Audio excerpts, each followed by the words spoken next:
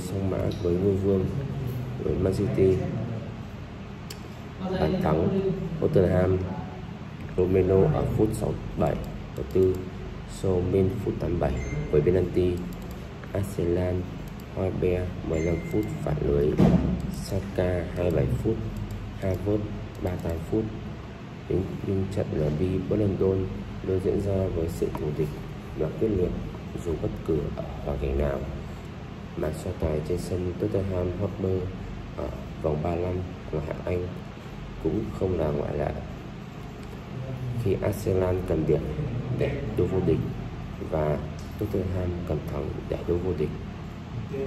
Mặc dù vậy, quãng thời gian hơn 10 phút đầu trận diễn ra rất kín kẽ khi cả hai đội chủ động pressing tầm cao nhưng không tạo được cơ hội nguy hiểm nào.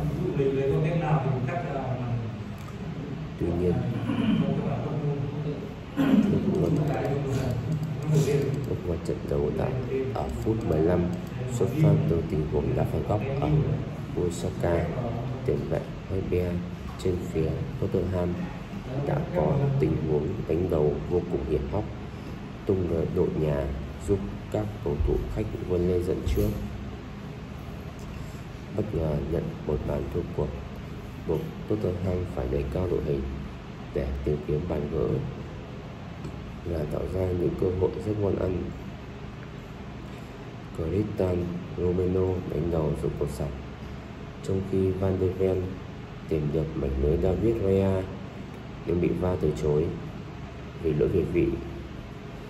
Nhưng mà cổ động viên nghĩ rằng bàn thắng đang rất đến gần với Tottenham thì bất ngờ liên tục diễn ra khi Arsenal có liên tiếp 2 bàn thắng khi kết thúc hiệp 1. Phút 27, Arsenal có tình huống phản công mẫu mực. Các Havertz mở đời bóng chính xác từ phía sân nhà để Saka tăng lên khéo léo lắc người loại bỏ Ben Davies trước khi dứt điểm hiểm hóc vào góc xa nâng đôi cách biệt. Đến phút 38, đích thân Havertz ghi tên mình lên bảng điện tử sau cú đánh đầu đơn giản ở cự ly gần sau quả đá phạt góc chính xác từ Declan Rice. Bước sang hiệp 2, Arsenal vẫn chấp nhận nhiều lợi thế cho Tottenham và cho nhận các tình huống phản công.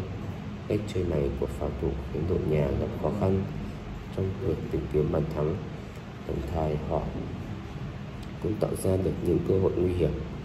Trong đó, Saka đã bị từ chối bàn thắng thứ 2 sau khi cú dứt điểm ở cự ly 6 m bị thủ thành Vicario cứu nguy ngay trên vạch vôi. Tốc độ của hiệp 2 diễn ra không nhanh và quyết liệt bằng 4-5 phút đầu tiên. Sau 1 giờ thi đấu, đội chủ nhà không thể có được cú dứt điểm chủ không thể nào để tăng độ hấp dẫn cho trận derby vào London. Thủ thành Raya có tình huống báo nhà bằng đường chuyền thẳng vào người trung vệ Romero ngay trước vòng cấm và cầu thủ người Argentina không mắc sai lầm nào để